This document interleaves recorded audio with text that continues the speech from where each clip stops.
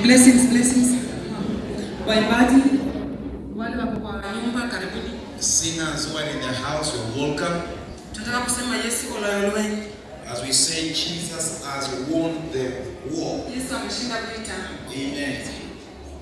Na kama amekubali kuwa Yesu ameshinda vita, as you agree that Jesus has overcome the war, uwe ready to dance.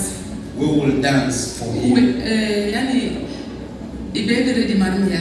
Yeah, get ready to dance for the Lord. DJ, we don't need to